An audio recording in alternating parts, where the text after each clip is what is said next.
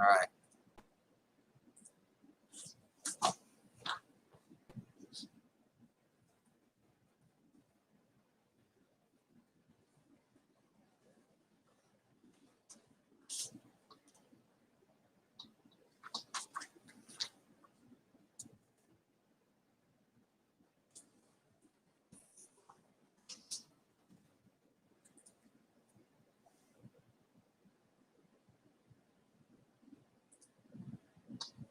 Hello, everybody. We're live, and you can see part of my head. Congratulations. Lucky you. All right. Lucky you. Yeah, there you go. All right. Lucky. So make sure that's all good. Make sure we're streaming on our group, and we are. We're going to relocate the group up here so we can hear any questions or anything anybody comes up with if you join us in our community. If you join us on YouTube while we're live, I can't promise we're going to hear anything. And definitely, if you're seeing our link on Facebook, it should be taking you to our community. And you should do it from the community there. Now, perchance you've noticed we started a little early today. And perchance you've noticed I'm not wearing my uniform. Where is my gi? Why am I wearing a big old baggy t-shirt? So glad you asked. Oh, you wanted me to answer? I can do that too. We're going to be talking about the gross motor combatives course tonight. So in our adult program, if you join, whether you join our live stream only program, or you decide you want to join our Zoom classes, or if you're going to be taking some of our private coaching, you get access, free lifetime access to our gross motor combative self-defense program. And we get a lot of questions such as, well, one, is it martial arts self-defense? Yes, it is. Two, why do you have a self-defense program? And the question is it's kind of big question.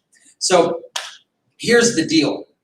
When we train online and we're training in the martial arts, we're training for physical fitness, emotional fitness, mental fitness, and the art, the high art, the beauty and perfection of form. Focus, discipline, respect.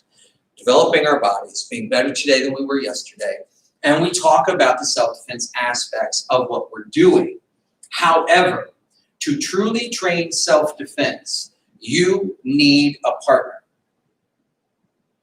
Sorry. Now, there's a lot in self-defense you can learn on your own. There's a lot you can train. There's a lot you can become good at. When it comes to the intellectual aspects of self-defense, which are the most important, your situational awareness, your environmental awareness, awareness of escalation and de-escalation, all of these things you can learn to a large extent by yourself or using other people and friends who are not necessarily enrolled in a program with you. But when you start punching and kicking, you need something to resist you. Self-defense isn't going to work without resistance, okay? So if all I do is do my training and do my videos and I get good at my forms, I will be good at, and I pull out my heavy bag, my wave master, and I kick hard and I punch hard, I'll be able to punch hard. I'll be able to kick hard. I work my mobility, I'll be good at moving. But until I have to punch hard, kick hard, and move right against someone who is actively trying to do me harm, even if it's a friend training with me who's trying to do me harm in that they don't want me to be able to get them, they want to get me because we're having more of a sport-oriented, fun thing. Till you've done that, you don't know if what you're doing is going to work or not. You don't know. It may work, right? You train for it to work, and by accident it might work. But it's literally by accident that it works. I mean, you know, if you don't train and give resistance, there's going to be a struggle there. So we get a lot of questions because the vast majority of people who join our program start by joining our free trial program, the intro class. And so if you've joined the intro class, you don't have access to the gross motor combatives. And so there's a question people are getting, I don't know if I want to join, this is kind of interesting, but it's kind of not interesting. And I'm like, oh my God, it actually looks like work. I don't know, I didn't know I was going to have to actually work. I just kind of wanted to distract myself for a half an hour. Well, that's what the intro class is for, to decide whether you really want to do martial arts or not. And whether you really want to do it with us. Because it takes work. So if you join us, we give you a distilled program to do with a training partner of self-defense, where we throw away all the rest of it. And we just focus on what it takes to keep you safe and how you can train to stay safe. It really does fold into our core program. It makes complete sense. It is not a replacement of martial arts. It's not a replacement of American Bundle. It's a distilled way of teaching it. We switch our direction and we go, this is what we do if all of your situational awareness and all of your environmental awareness doesn't work. If you're trying to be aware of what's going on in life, and you're trying to be aware of what's going on around you, and you're trying to be aware of people's interactions. This family over there is having an argument. This family over here is very happy, and that guy over there looks a little suspicious. That's situational and environmental awareness. And if you do all of that, even if you do it right, something bad could happen. But that's very, very rare. Statistically speaking, the chances of you needing to use violence to defend yourself from violence, if you've been paying attention and using environmental situational awareness, if you understand the psychology of escalation and de-escalation that we teach, and if you have been working on your assertive speaking so that you can take charge of a situation long enough to go away, the chances of you needing to use self-defense violently to protect yourself is very, very, very small. I'm not saying it's not going to happen. I say it's very worth training for. It's what I do for a living. I teach this. It's good for you to know. But I mean, we're talking less than 5% chance of you ever having to hit someone in self-defense if you follow the rules and you learn them well. However, in that 5%, if you have not been training for self-defense, what you think you know for self-defense probably won't work, because you're going to get flooded with chemicals, you're going to have stress, your brain's going to go haywire, you're going to see tunnel vision, you're going to be breathing heavy, you're going to feel like you just ran a race and nothing's happened yet, you're going to be scared, and all fighting is fast, scary, and painful. So we get back to this, and we get these questions all the time. So, well, really all I wanted was self-defense. Well, we have gross motor combatives. You can just sign up. It's only $240, a one-time fee, and there it is. You have your gross motor combatives forever, for life. And here's the cool part. And the reason why we include it in our program for martial arts is because it's part of our martial arts program. We keep it separately for people who aren't interested in martial arts, who just want to do some self-defense. And we say, okay, get a partner, buy the program. And the beautiful part is our program is living. It grows. It grows through feedback. It grows through practice. It goes through experimentation. It grows through the fact that we haven't filmed my entire program. We've trained and done a whole bunch of the basics and the most important stuff. But as we learn, Si Miles and I get excited about stuff, and we go, "This wow! Oh, wait! You remember this thing? Yeah, let's do that. Okay, let's film that." And we film it, and we edit it, and we throw it into Gross Motor Combatives. And so from time to time, there'll be a new video in Gross Motor Combatives, probably for the rest of my life. And so that means a year from now, it's going to be worth a lot more than $240. So press it. Yeah, right? And then 2 years from now, 3 years from now, it'll be twice its size. It'll be 100% bigger than it is now. And it's just going to keep growing forever. So you will always have access to that as long as you are in the program. You'll have access to it. And you'll have access to it forever, actually, because Gross Motor Combatives is a one-time fee. You get it forever. Gross Motor Combatives stays with you forever. If you've stayed in the program to like black belt or whatever like that, it doesn't matter if you decide you don't want to train anymore. Gross Motor Combatives will always stay available to people who stayed in our program long enough for us to have made the $240 value. So as long as you paid for it, it's yours forever. We always say, please don't think you can game the system.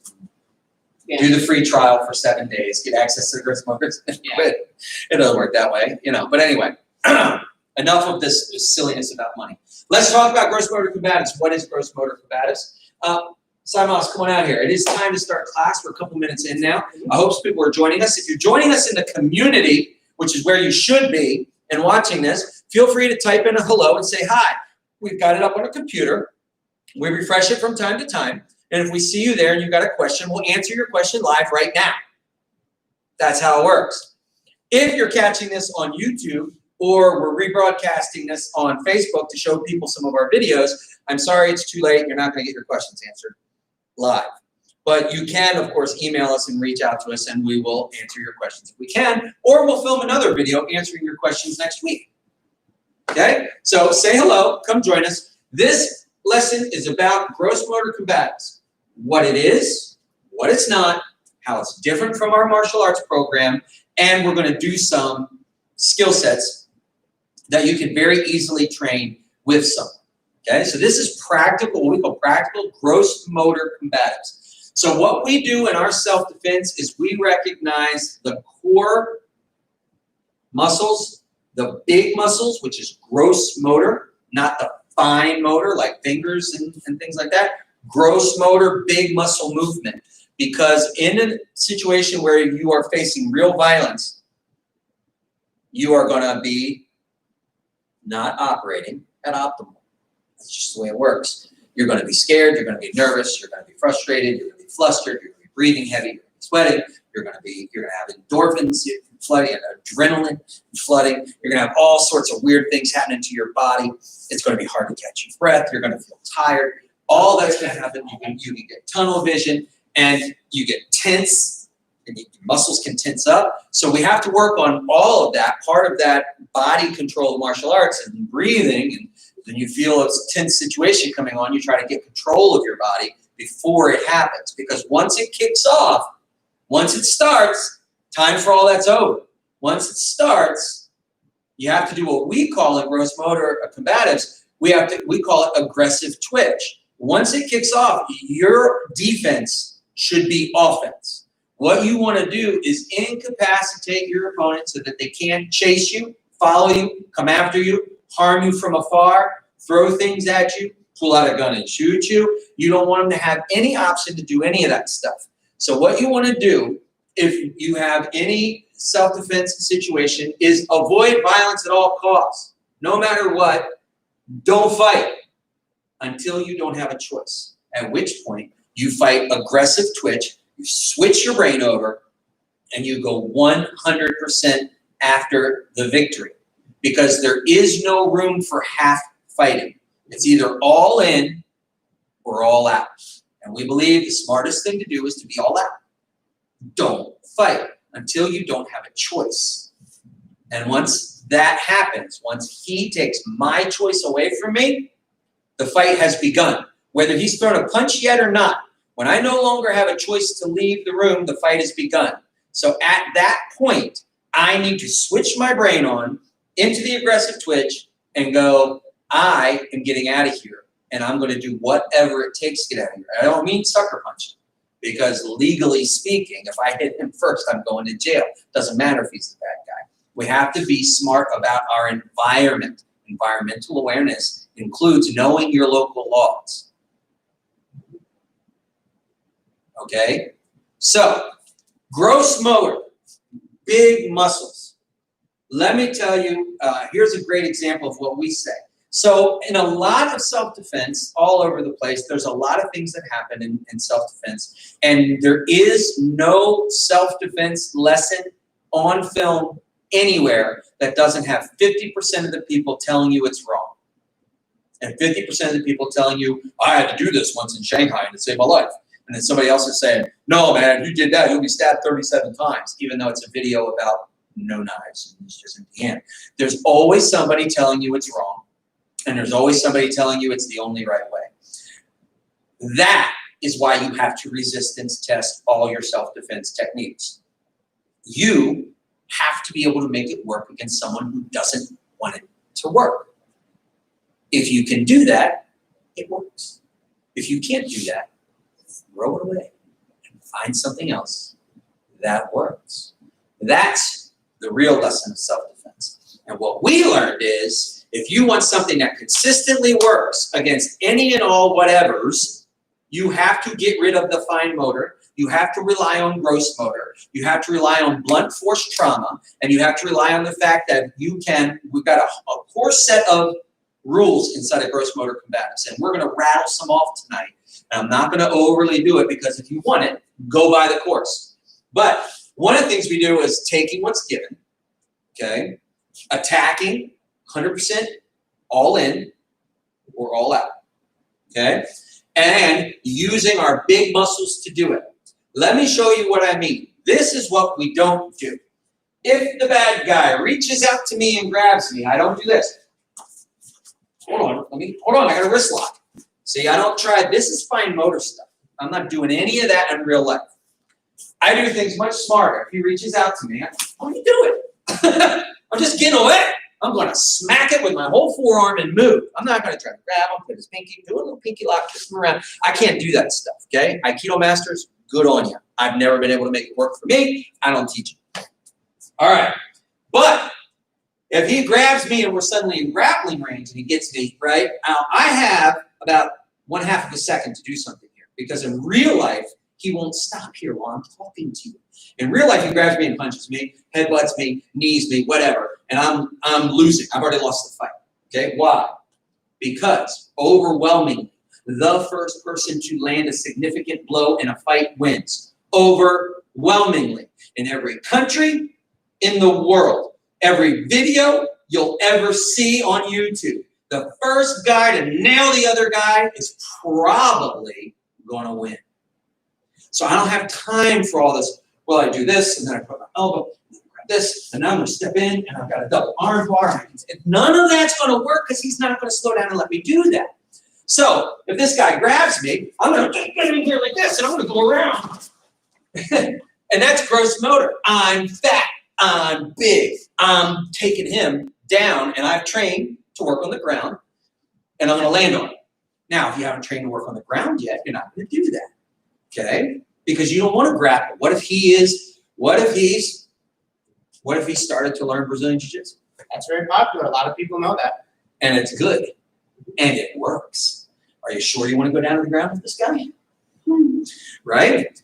So we teach a whole bunch of, we break it down and we start with some gross motor stuff, closing. So one of the first things we do and we teach is getting outside of what we call the zone of effectiveness and how wonderful it is if you can do that. My effective zone, my zone of power, my effective zone is 45 degrees out this way and 45 degrees out this way. All my power is from here to here. Boy, you do not want to be in here. You do not want to be in here when I'm here.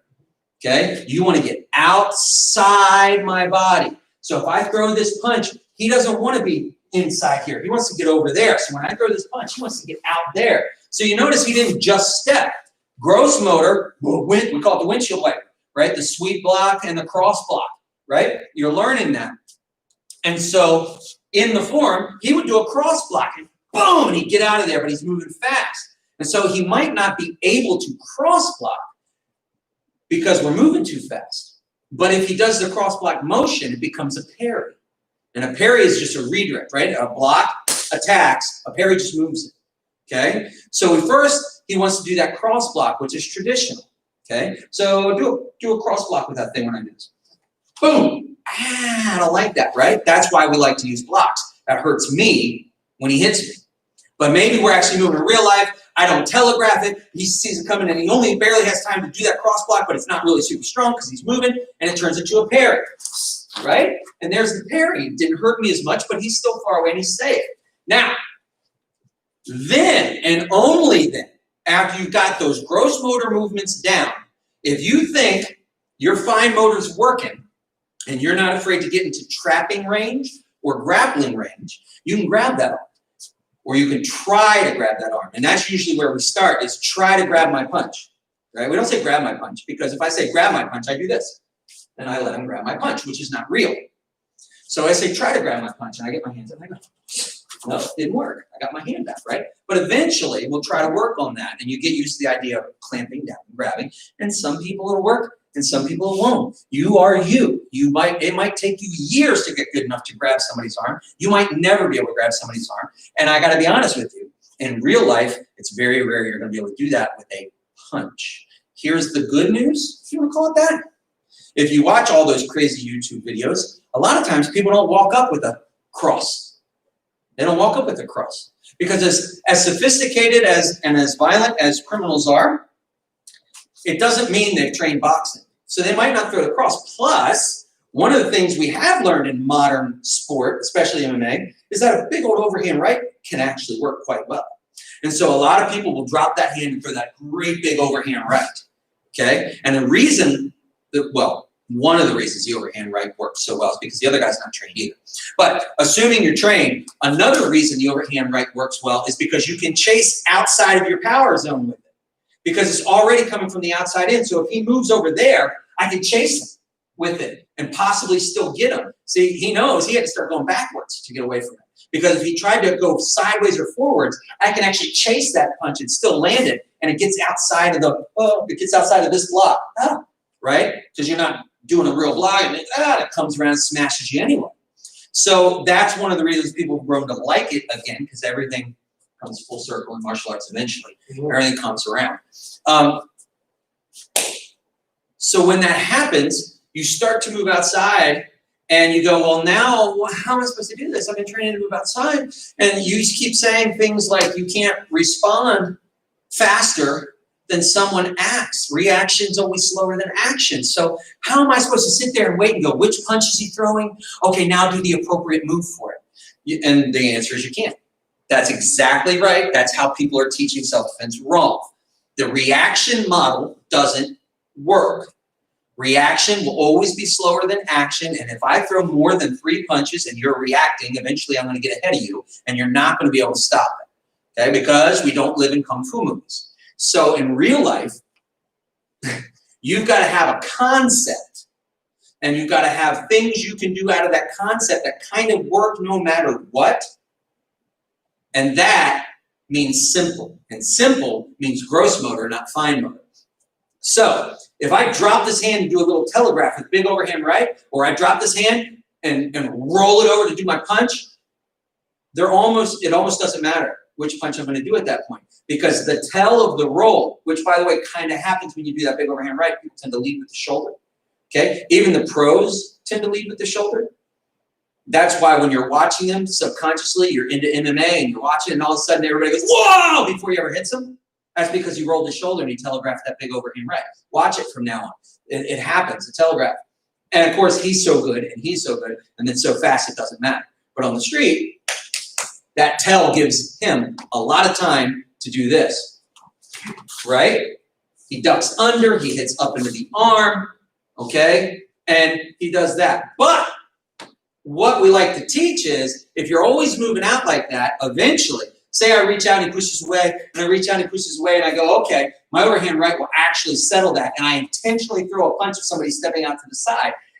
Again, reaction can't keep up with action. So what we like to do is we like to teach this whole idea of moving outside the line, but with your hands up, recognizing that if I'm linear, you're not going to have time, you're not really going to see it.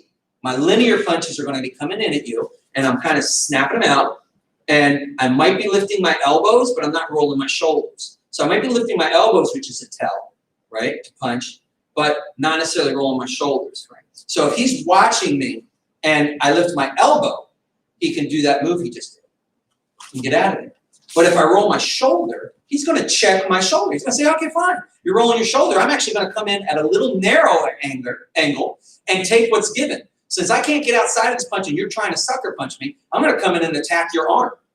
Because if I can attack your arm, you can't punch me with any power. Boom!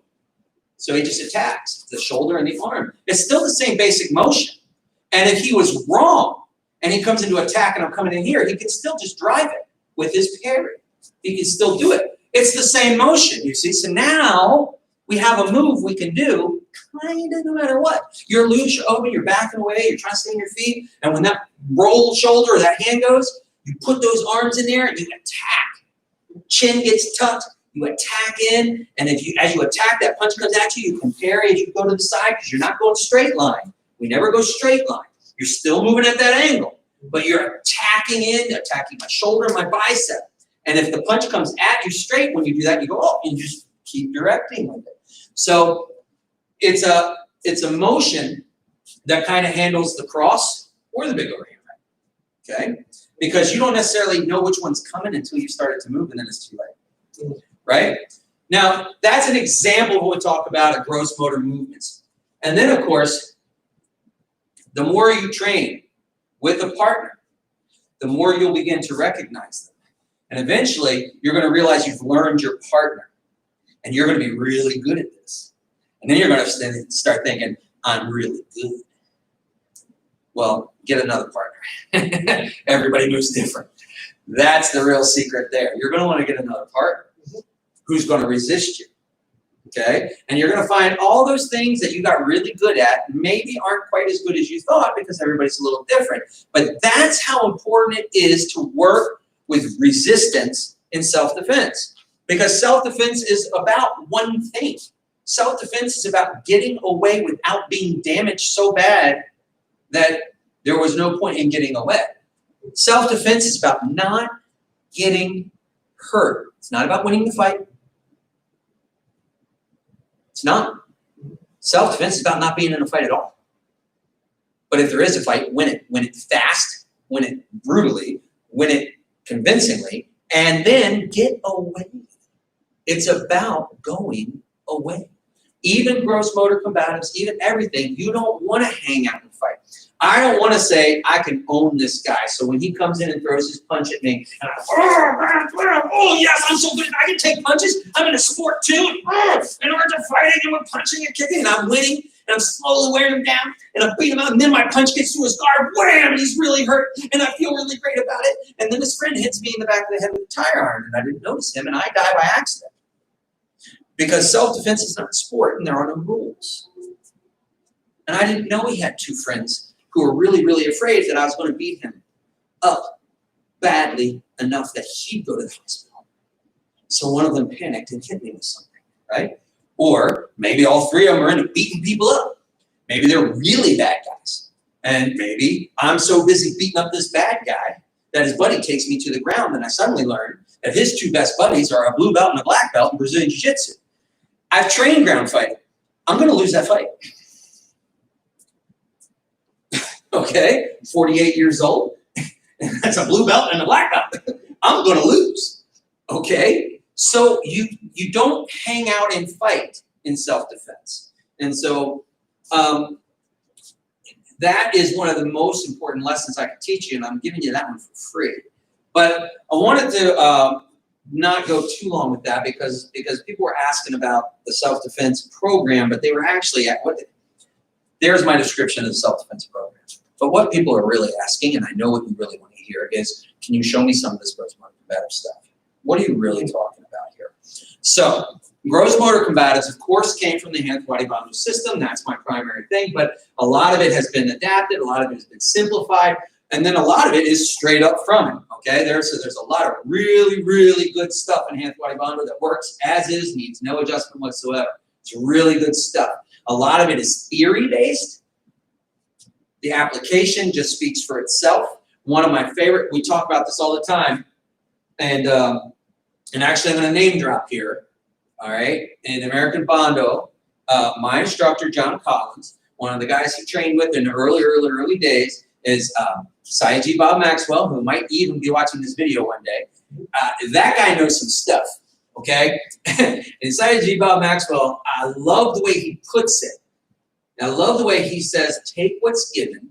I love the way he says, unconventional weapons, unconventional targets from unconventional angles, and capturing your opponent's balance. I love the way he explains all that, and I borrow heavily from his descriptors and his description because it works as is, it works beautifully, and it works to both end the fight before it can really get rocking and rolling. It works to contain and constrain an opponent who might just be having a really bad day and you don't want to hurt bad. And it is brutally efficient and effective. So if this guy reaches for me and grabs my shirt, right? Frozen moment of time. Now I have time to think of all the different things I can do. The trap and the kick and the knee and the punch and the back fist and the head and the hair and the knee and everything else, right? But in real life, I don't have time for that. But in the idea of capturing balance, the idea of taking what's given, the idea of unconventional weapons from unconventional targets, from unconventional angles, makes it very simple. When this guy grabs me, I just come in. This is unconventional. I just punched him with my forearm. I didn't grab him, punched him. with my forearm. Unconventional weapon, unconventional target, unconventional angle, right? And when I did that and I pulled him in, he was expecting me to pull away. So he was ready for this. He wasn't ready for this, which is all in versus all out. And then when I did that, because I will go slow with this one, so I don't hit. And because I did this and I bent him over a little bit, I've already captured his balance. I'm setting down. His arm is all twisted and wanky on me, and I punched him in the throat. Now, when that happens, he's going to do a movement. And whatever the movement happens, I'm going to flow with that movement. So whatever he gives me, I'm going to take. That's a core concept of gross motor combatives. If I hit him here and he rolls with it, I'm going to just roll with it too and throw him down. Right? And it's pretty simple. Right? I'm not going to get fancy about it saying, then you put your right foot behind his knee and you kick his knee out. And then you roll him back, right? With all the martial arts stuff, it's beautiful to do that. And eventually you can move up to that. Because it is beautiful if he throws that punch, if I can sit out here and step in and check and sweep, right? That's a very basic martial arts throw, and it's exactly what I just did. But it's more refined. It's more step-by-step process. And it's more beautiful. But it's a little less efficient and effective than just going in and throwing him wherever he goes. So when he grabs me with that shirt, I come in, bam, and he just rolls this way, I'm just going to keep him rolling. Okay? It's the same thing, but without all of the verbiage. And that's kind of how we broke down gross motor. We understand that whatever he's going to give you, you're going to take, right? And then, of course, vital targets do come into play in gross motor combatives because, boink, if you can't see me, you can't chase me.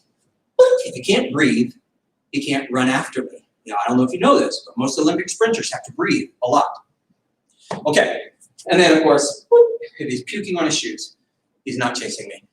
Okay, so all that does factor into it.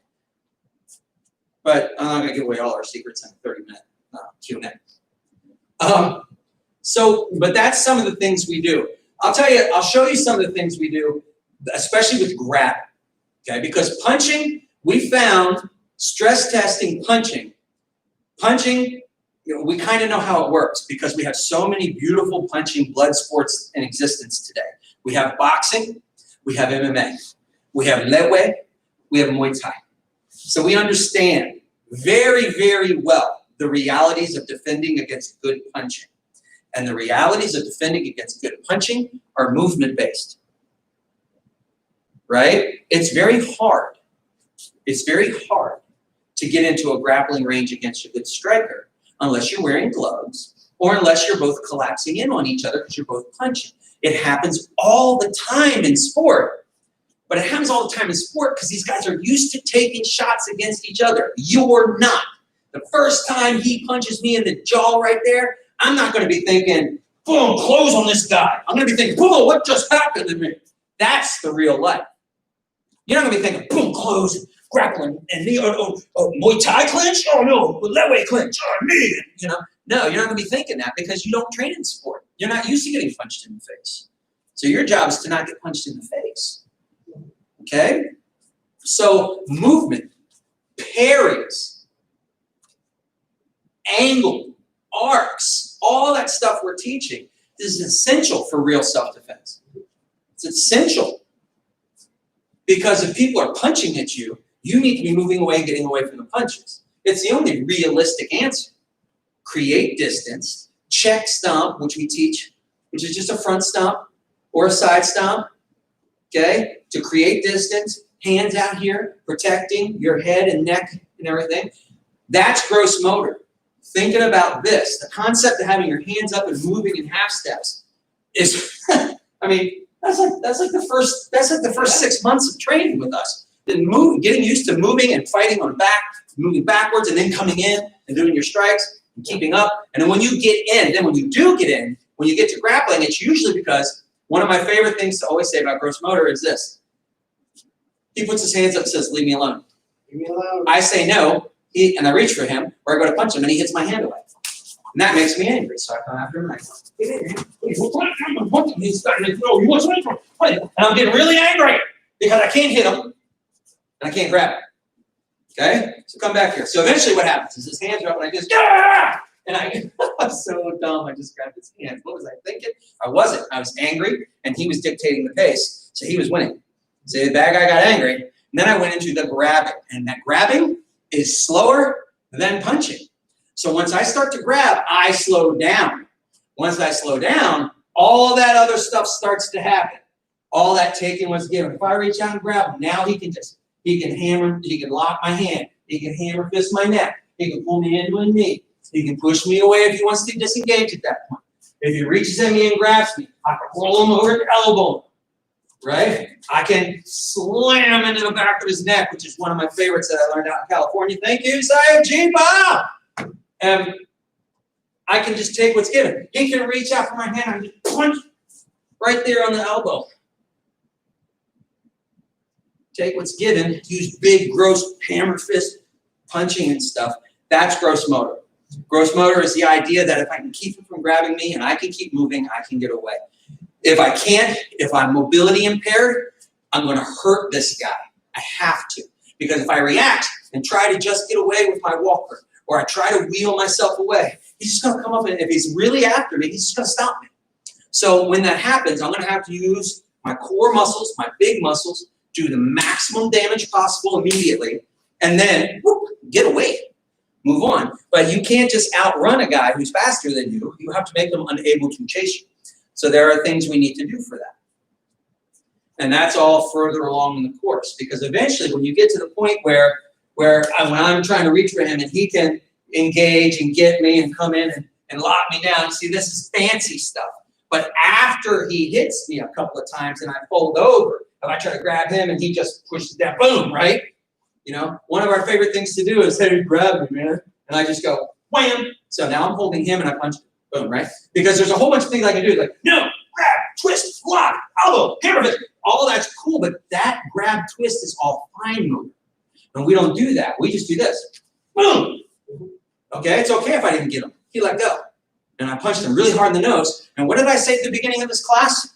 Overwhelmingly, in any video you see, overwhelmingly, in any after-action report you've ever heard about, from any police department, from anybody, the first person to land a significant blow is going to win 8 out of 10 times in real life. About 80%. The first significant blow tells the battle. Don't get hit, hit. And that whole way of thinking is part of gross motor combatives as well. I'm saying leave me alone. I'm trying to leave. He goes to grab my hand and wham! I'm going to hit him as hard as I can and keep moving. Because if he stops, I've won. That's the fight, I've won. If he stops. If he doesn't stop, his eyes are watering, his nose is bleeding, and it's hard for him to breathe. I have an advantage now.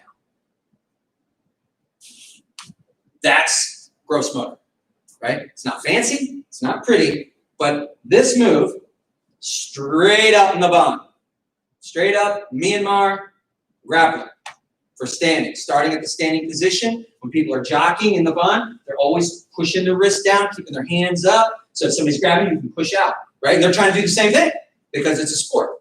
But it's traditional and it's simple. It's super simple. My hand's up, he grabs me, right? And this arm just comes up, wham! And I just punch. Or he grabs me, I just wham! Right up underneath into the dig or under the chin, right? And if I give him that light touch with the chin and it pops his head up, boom! I'll hit him with this one, I'll pull him in. Then I can do all that fun stuff with the arm. I still prefer, if I ever get a hold of somebody's arm, I still prefer, after hurting them, just to pull them into me and start working them from behind. Get outside their power zone. I don't want to stay in here. If I can get outside there, I've got the advantage. That's what gross motor is really about. It's not pretty. And people look at it and go, well, where's the martial arts in that? And then I explain it to them. I'll say, well, you want to see some of the traditional? Okay. Here's traditional. Go to the big overhand right. Block. Step in and hit. Sweep. And down. That's a traditional time from Myanmar defense against the big overhand right. What do we do? It's the same thing, but I check it. This punches him. I'm a little bit closer. My chin is done because what if I miss? It's going to skim over top of me or hit down in there, but I'm still here. I'm still attacked, and I'm going to do the same thing. I'm going to hold on to him, And I'm going to step in and do that whole thing. Now, I'm not going to step in and hammer fist him here. I've already hit him. So I might just come in and punch him in the hips with my own hip. He's off balance. I could let him go and fall. I don't even need to throw. Because for the moment in time, I was able to hit him really hard. In real life, it's not going to be that smooth. But that's the same concept. But it's gross motor. I'm using this as a weapon. I'm not using it as just an ambulatory meat sack. It's a weapon. My hip is a weapon. My shoulder's a weapon. My biceps a weapon. My forearm's a weapon. Fists, elbows, head, knees, feet, of course, shins. Every part of your body can be a weapon. And so we just take what's given and we do it. So if I step in and hit him really hard because he's throwing a punch, I'm already here. I've already punched him in right here. This is a punch. So I might just step right across and pound that, just slam into his hip. Okay? Because otherwise we're in a frozen moment of time where we're going to start trading blows. But if I've already hit him, that's off, but I'm holding on to him. So you go, well, what if you're smaller? What if you're smaller? Well, he's smaller than me. And if I throw this punch and he comes in and checks it, and then he steps right in here, it doesn't matter. It doesn't matter because there's no frozen moment in time. If he goes slow, I can set, now we're wrestling. Okay? He's trying to throw me, but I'm big and fat, right? So I've got the weight. But if we go fast, there isn't much I can do except hold on to him. And now he's on top of me, which is probably a bad idea. Okay? But that's resistance. That idea that we just did right there, that's resistance. I tried not to let him do it. I tried to move, and he just went in and did it. Now, once you get able to do that with your partner, you start doing it like this. Guess which punch I'm going to do now? At this point, you probably want to put on gear. Headgear, gloves, that kind of stuff. Because you're going to snap punches at each other. You're going to punch each other in the belly. You're going to kick at each other, so you're going to wear shin and in steps. And you're going to start hitting each other. And you're going to see it's a whole different world. Right? Oh, yeah. Once you start getting punched in the that was a little different. When I messed up before, you touched my head and said, I gotcha. Now you hit me right in the head. And it is different. Now, here's the deal. And what we talk about all the time in self-defense. What is the purpose of self-defense? Don't get hurt. So what if you are unable to do full resistance? What if doing full resistance will hurt you? Guaranteed. What if you have fragile bones? What if you have spasticity? What if you have bad joints? What if you have a traumatic brain injury? What if? Well, you can't go this far because self-defense is about not getting hurt. So you have to know how far you can go and say, okay, the best I can do is basic resistance. Try not to let me, grab me and try not to let me grab you. So try to hold back. So then he's holding as hard as he can until I can do this. That's basic resistance. It's kind of frozen. We're kind of just doing one little thing. We're not punching each other, kicking each other from the beginning, but it's still gross motor. And you'll learn really fast that in order for me to do this, I have to drop my elbow, pull in, and then push my hand down towards my waist. And when I do that, there's almost no way he can stop me. But if I don't do that, there's lots of ways he can stop me because I'm not using my power. But if I drop my elbow and pull down, there's almost no way he can stop me from doing that. Okay? Now, if I were much weaker and smaller than him, he could because it's frozen. So what you learn after that is, okay, I have to do it really fast. Lesson number 2, don't let me grab it. Come on, don't let me. Now I'm going to go as fast as I can every time he does that until eventually he gets good enough at grabbing me that I can't get out of it, or I get good enough at going fast he can never grab me. It's going to be somewhere in between, of course. But that's how you can work for your own height, your own weight, your own size, your own age, your own speed, and train with your partner. And that's the beginning. And if that's as far as you can go, you should still do it. If you can't go further, okay, it's fine. Self-defense is about not getting hurt. You can only push it as far as you can go. You must be honest with yourself. It's better to train like this than not to train at all. But that is not as good as training full speed. Because if I do this, and he just goes after me. So he thought I was going to be the bad guy. If he's a bad guy and he goes after me and I'm doing that, I'm like, this is no fun. I quit. I'm going home. I'm going to go shave my head. But you've got to admit where you are. You've got to admit that it's better than not doing anything, but it's not as good as full. but you can't do full, so you do the best you can, and you prepare yourself, and you remember that all of this fun stuff we do that makes us sweat and breathe heavy and all this kind of fun stuff, and we train and tear our t-shirts and all this fun stuff we do is for the 5% chance in your life you might find yourself in a violent situation. And I say 5% because I'm assuming you follow the rules of situational awareness, environmental awareness, self-empowerment, assertive speaking, escalation and de-escalation. If you follow those rules and all the little rules that go with them, such as don't hang out where illegal drugs and excessive drinking are going on, which just made you 75% safer, you're welcome. That's worth the price of admission.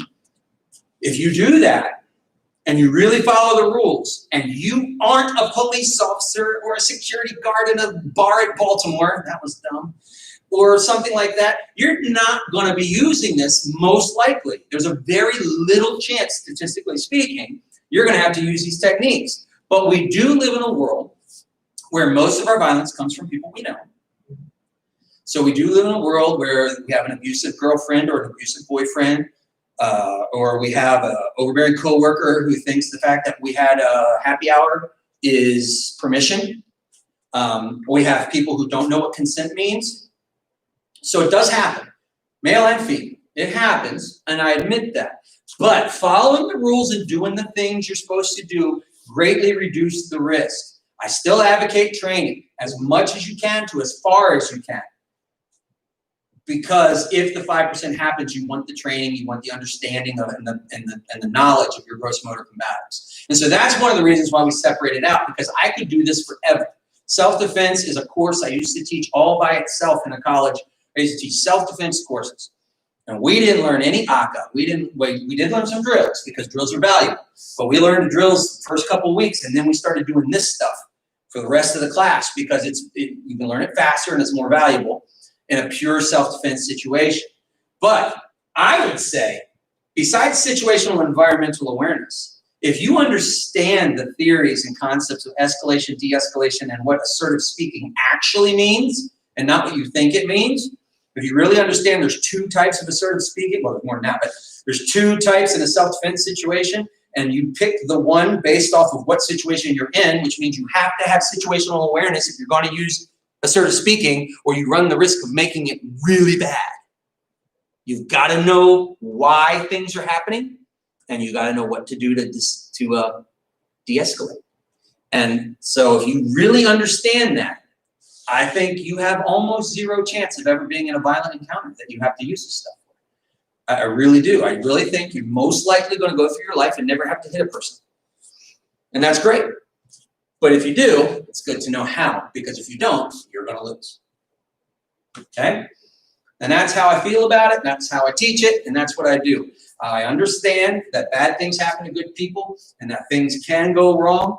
And it does happen from time to time. But it's very rare, actually. Most of the time, it's because of an environmental situation that we allow ourselves to get into. Not that it's our fault. That's one of the other things I like to say. It's never your fault. It's never your fault, unless, of course, you're the jerk. Then it's your fault. You pick a fight, it's your fault. Yeah. But it's never your fault if someone doesn't take no for an answer. It's never your fault if you say, leave me alone, and they say no. People go, well, why were you out drinking with that guy at that bar? Because it's America, and sometimes I like beer. Okay? It's not my fault. Okay? Now, inside that gray area, if you're following situational, environmental awareness, if you are willing to leave a dangerous situation, instead of going, it's my God-given right to stay here in the middle of this, I don't know, pick something, burning house. Yeah, I guess it is. But if you die in the fire, at that point, it kind of is your fault, right? So that's the gray area, right? So if you say, this is a violent bar, I was having a good time, but people are getting ugly, I think I'll pay my tab and leave. That's self-defense. Go to another place, right? Go home, take a cab, call an Uber, all right? Self-defense. I don't think you're going to find yourself in the need to really use violence unless you're just one of those really 5% unlucky people. So follow the rules and you'll be a lot safer and you'll feel a lot more comfortable with life and you'll be much happier. And that's another thing we teach in gross motor combatives is that it's not about fighting. It's about not fighting. And if you can get through your life not fighting, you're the best self-defense expert out there because you never got into a fight. Congratulations. All right. This was GMC. We didn't bow in. We're just answering some questions. I'm just pontificating and talking too much. I hope that answered the questions about our gross motor combatives program. It is a separate program. It costs, I think, $240 right now or something like that. It's got a lot of lessons in it. It's got a lot of really good lectures and a lot of good lessons that you have to train with a person. You need a partner, but the partner doesn't have to pay. You pay once and you and your partner, it's your videos for the rest of your life. And we're going to continue to add to it forever. Every time we come up with a new thing we're talking about or, oh, you know what we didn't do this, let's film this. We're going to throw all that in there. Every time we're training, we come up with stuff. It's just going to grow and grow and grow, and it's yours for one price forever. So if you want it, there it is. That's what gross motor combatives is. So if you were on the fence, remember this. If you decide to train with us in hand body bondo as I teach it, you get all that for free. There you go. All right. Sales pitch over. Bye, guys. Thank you so much for joining us. I hope you learned something today. Have a great day. How you doing, everybody?